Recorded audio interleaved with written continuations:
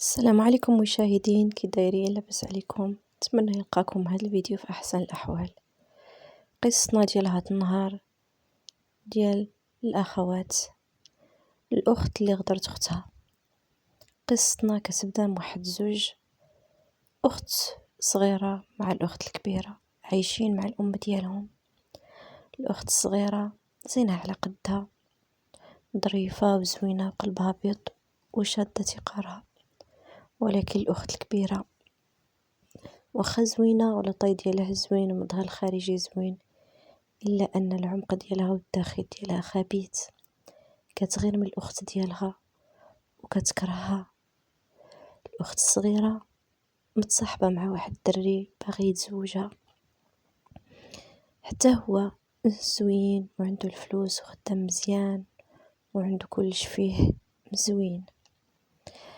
هو عنده واحد اخ ديالو عطيها غير السكرة ومسالي ما كيخدم ما والو، ولكن هو معجب بالاخت الكبرى ديال الزوجة المستقبلية ديال خوه، وديما كيبغي يتقرب منها ولكن هي ما كتعطيش فرصة، حيت هي اصلا معجبة بالاخ ديالو اللي هو غادي يكون زوج الاخت ديالها.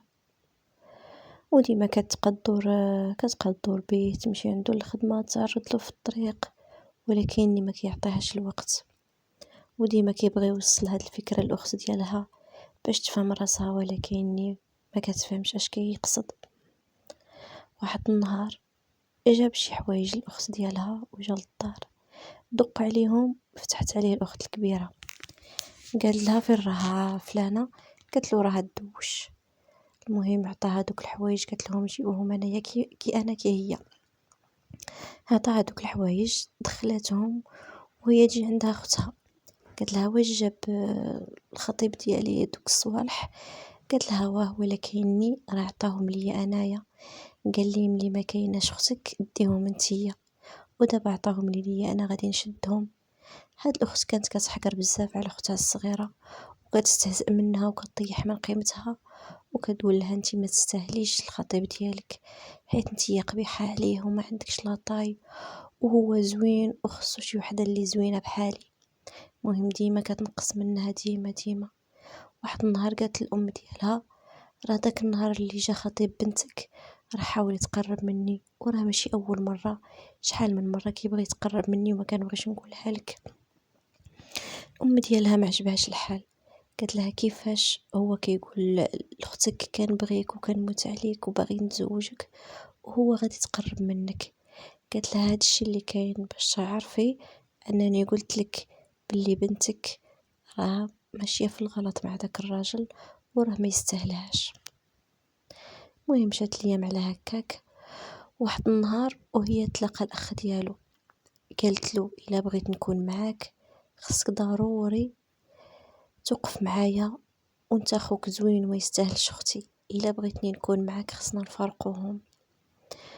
هو فرح حيت غادي تعطيه فرصه، قال لها اللي بغيتي نديرو انا معاك. المهم قالت له بيناتنا التليفون غادي نحكي لك اش غادي دير. وصلت للدار، صيفط له شي تصاور، قالت له غادي دير لي بحال هادو.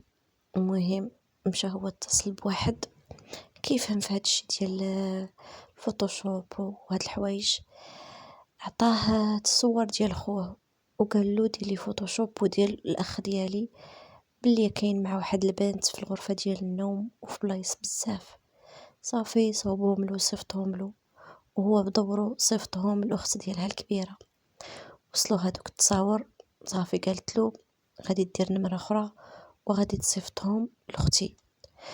صافي صيفطهم لها، وصلوا هاد التصاور شافتهم تصدمت، قالت ما يمكنش هذا يكون السيد اللي كنبغي وقال لي كنبغيك وناوي ندير المستحيل عليك. صونات عليه وقالت له دابا غادي نتلاقى معك. مشات عنده، قالت له كاع داك الحب اللي قلت لي كنبغيك وداك الشيء اللي كنا مخططين له اننا نتزوج وندير وليداتنا، في الاخير صدقت خائن وما كتسواش. وراتو تصاور وهو ما فهم والو. قالت له اخر مره غادي تتصل بيا وعلاقتنا صافي كملت. صافي مشات وخلاتو وهو حزن حتى ندخل في حالة اكتئاب، بقى عطيها غير الشراب وغير على القارو، واخا ما كانش يدير هاد الحوايج، ما بقى لا يخدم لا والو. خوه بقى يتفرج في خوه كيضيع وكيقول في نفسه انا السبب. مشى عند ديك الاخت ديالو وقال لها انا وقفت معاك وفارقت خوك واختك وخويا، دابا يا قلتي لي غادي تكوني ليا. قالت له انا ما وعدتك حتى بحاجه وانت اللي بغيت تعاوني، وانا كنبغي خوك وما عندي ما ندير بك. صافي رماتو، دارت له بحال الكلب ورماتو. هو الضمير ديالو انبو، وحيت هي اصلا يعني ما داهاش. صافي قال كيفاش، مشى اتصل بختها وقال لها بغيت نشوفك، وحكى ليها القصه كامله. قال لها اننا انا يا اختك هما السبب فاش تفرقتوا انتي وخويا. قالت له ما يمكنش، انت قاع نقولوا براني، ولكن اختي من دمي ولحمي وخانتني وطعنتني في ظهري. بقى فيها الحال وتصدمات، وتفكرات باللي السيد كيبغيها وكان يقول لها دايما عمرني نخونك. مشات عنده وتصالحت معاه وحكت له حتى هي القصة اللي صرات، وقالت له انهم فارقونا، واختي كتبغيك وخويا كيبغي اختي وخوك كيبغي اختي، وداروا هادشي كامل باش نتفارقوا انا وياك. قالها راه ديما كنبغي نقول لك انا الاخت ديالك كدور بيا وراها ماشي مزيانه وما تثقيش فيها. قلت له انا عمرني نويت ان اختي اللي من دمي غادي دير لي هادشي. قالت له صافي عيشي نساو اللي كان ونبداو صفحه جديده ونكملوا حياتنا.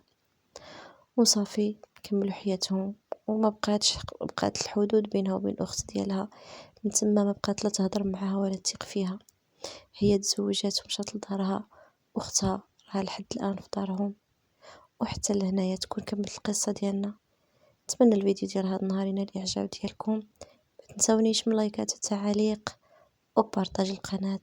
خليت لكم الراحه، والى فيديو قادم بحول الله. بسلام عليكم.